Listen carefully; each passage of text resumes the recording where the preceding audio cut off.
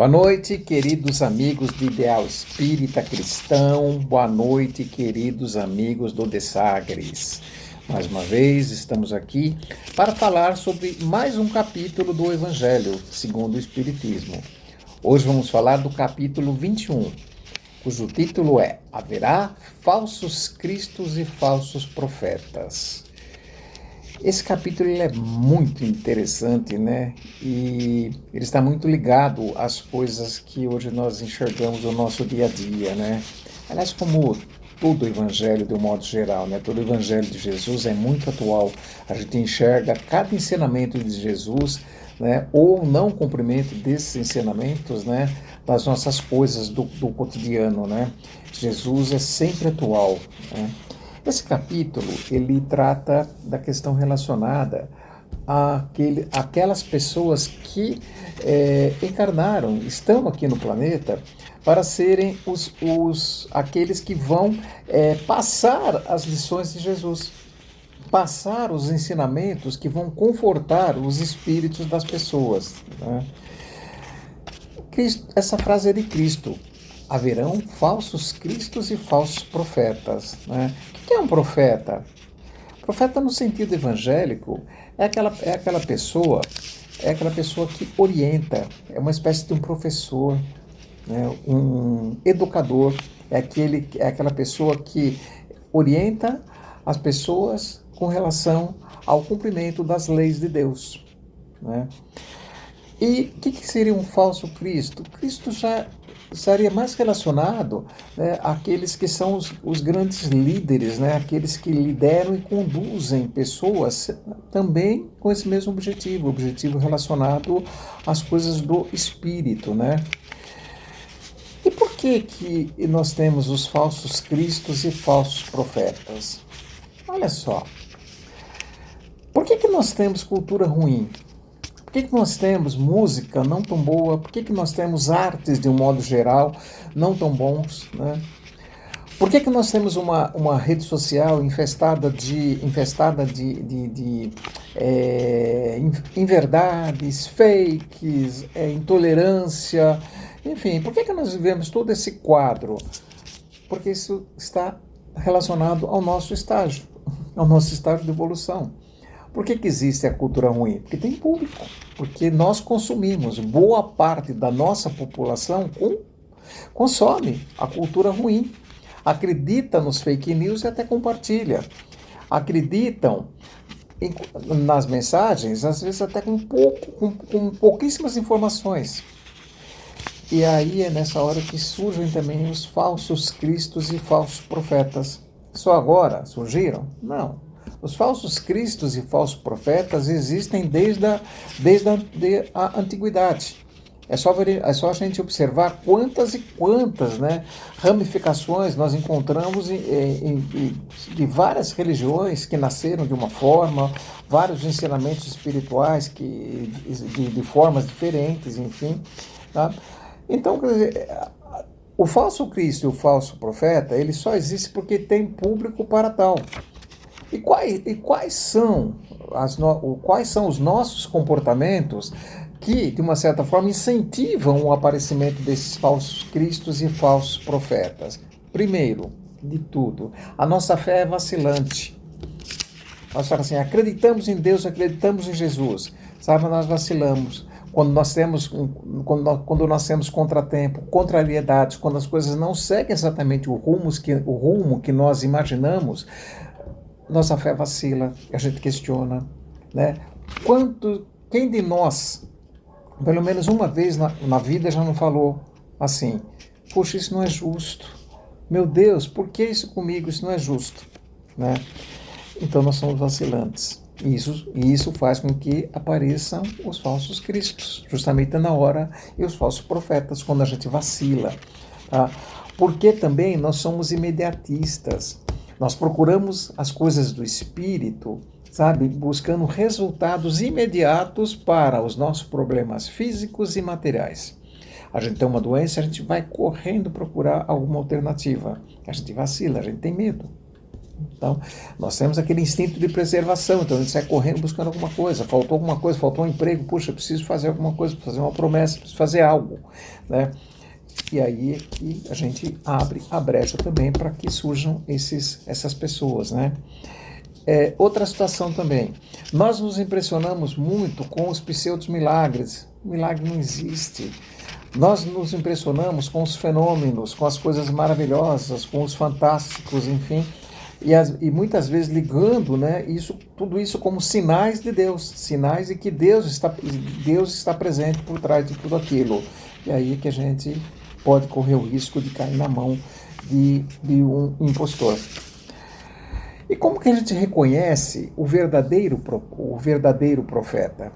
Né? Como que a gente sabe quem é o verdadeiro profeta? Não é? Então tem alguns sinais. A gente reconhece o verdadeiro profeta pela sua bondade. Tá? Ele é reconhecido, ele não se apresenta, ele não chega e fala, eu sou enviado. Não, ele fala, ele mostra as suas virtudes naturalmente com os seus atos. Ele não precisa se apresentar.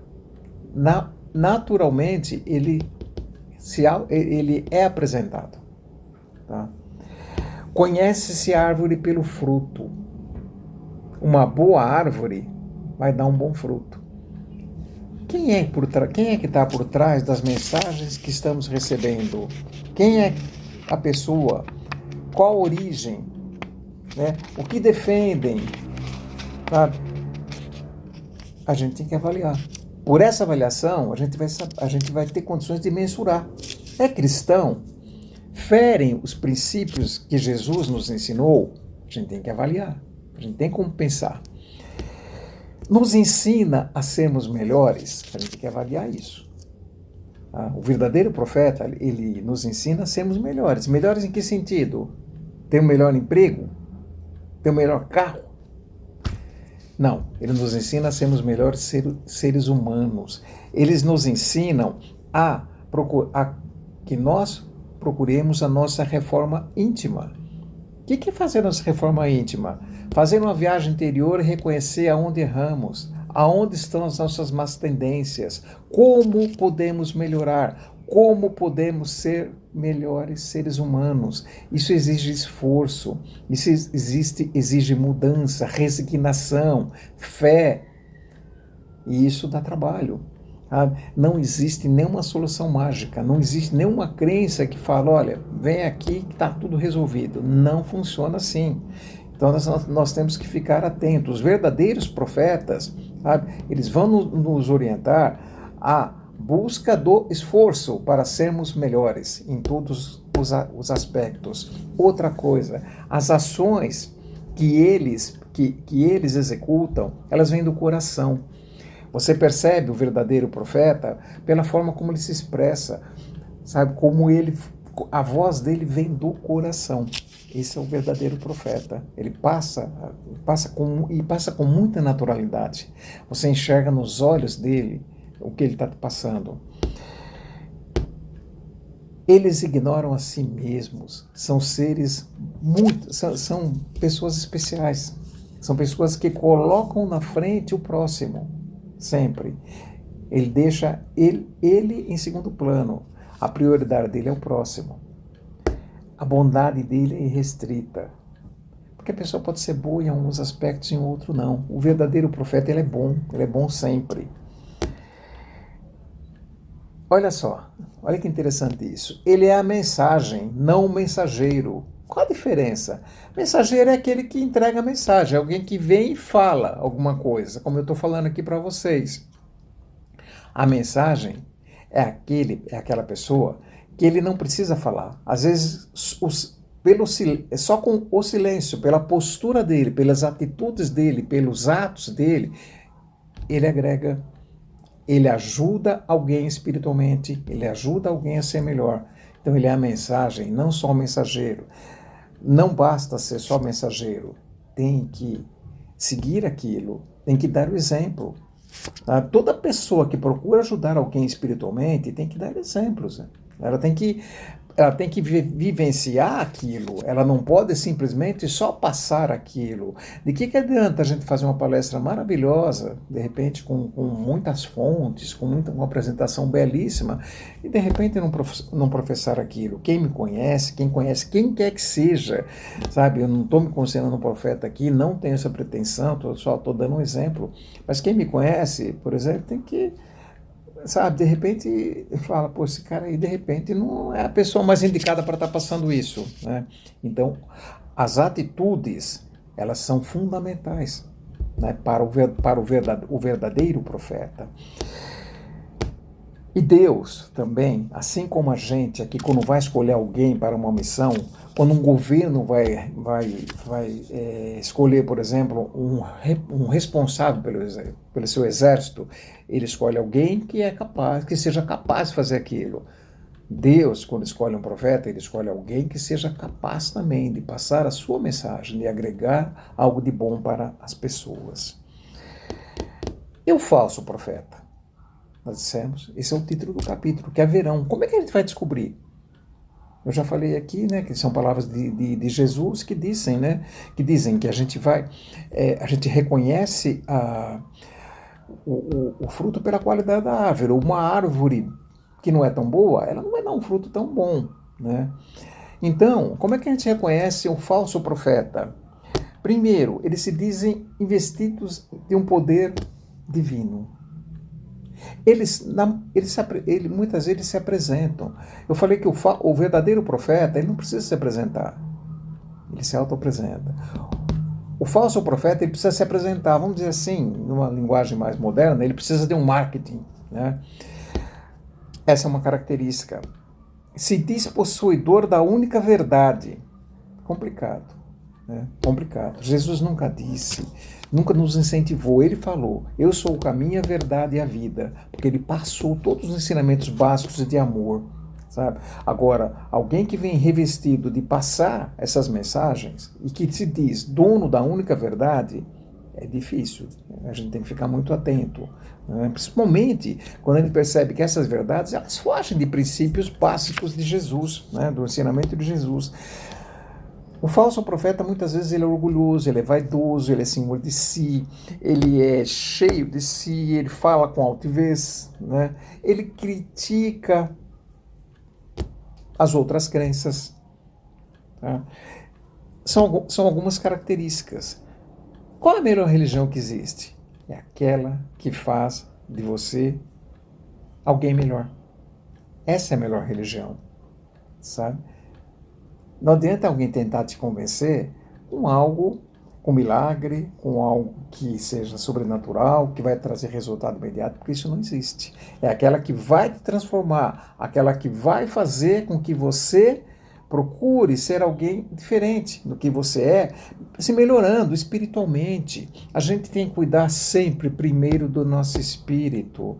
Se a gente cuidar do nosso espírito, indiretamente nós estamos cuidando da nossa saúde, porque os problemas de saúde, eles começam no espírito. Os problemas emocionais começam no nosso espírito. Tá? A tranquilidade para que a gente possa ir à busca dos nossos bens materiais começam pela paz de espírito. Então, é fundamental cuidarmos do espírito e precisamos encontrar as fontes boas, as fontes que nos remetam a isso. Aquelas fontes que não nos incentivam a lutar, a sofrer, se for o caso, para sermos melhores, sabe? Não precisa sofrer para ser melhor necessariamente, mas se for o caso, poxa, eu preciso sofrer para mudar uma tendência ruim que eu tenho. Poxa, eu vejo um profeta, alguém que está me ensinando a isso, lute, persevere contra essa tendência ruim que você carrega, sabe? Esse é um profeta bom, um profeta que está te orientando para o bom caminho, tá? Em todos os tempos sempre surgiram os falsos e os bons profetas. Os verdadeiros profetas, né? Aqueles que nos iluminam, que nos trazem mensagens boas, mensagens que nos fazem pensar, que nos fazem refletir. Nós temos que tomar muito cuidado, porque muitas vezes os falsos profetas, eles trazem argumentos fantásticos, argumentos excelentes, né? e não vão nos agregar. Muitas vezes vão nos desviar. Talvez resolvam uma questão imediata, mas acabam nos comprometendo com outras questões mais estruturais, mais voltadas para o nosso crescimento. Nós estamos encarnados aqui nesse planeta para sermos melhores, para crescermos como espírito. Quem fala que quando parte aqui desse planeta não leva a nada, de repente está se referindo especificamente às coisas materiais. De verdade, não leva a nada mesmo. Não leva dinheiro, não leva nada. Nada. Nós não somos dono de nada, nós somos só usuários. Nós somos inquilinos desse corpo aqui, só. Mas nós levamos algo assim muito importante quando a gente parte, que nosso espírito é eterno. E tudo aquilo que a gente levar, nós vamos aproveitar na nossa escalada evolutiva, nas próximas encarnações. E o que é que a gente vai levar? As nossas virtudes, as nossas coisas boas, aquilo que a gente agregar para o nosso espírito. Então, vamos fazer a caridade, vamos olhar para o mais vulnerável, vamos olhar a nossa volta, vamos procurar, sabe, colocar em prática os ensinamentos básicos de Jesus. Tá? Quando colocamos em prática os ensinamentos básicos, não queira para o seu próximo aquilo que você não quer para você mesmo. Ame a Deus acima de todas as coisas e o próximo como você mesmo. Sabe? Toda vez que tentarmos colocar da melhor maneira ou dentro das nossas possibilidades esses mandamentos básicos, nós estamos crescendo espiritualmente. E tem tantos profetas maravilhosos que nos indicam esse caminho. Não existe um caminho mágico, existe um caminho de fé, de perseverança e esforço na busca, na procura de sermos melhores. Muito obrigado a todos por estar mais uma vez aqui com vocês e até uma próxima vez, se assim Jesus permitir. Graças a Deus.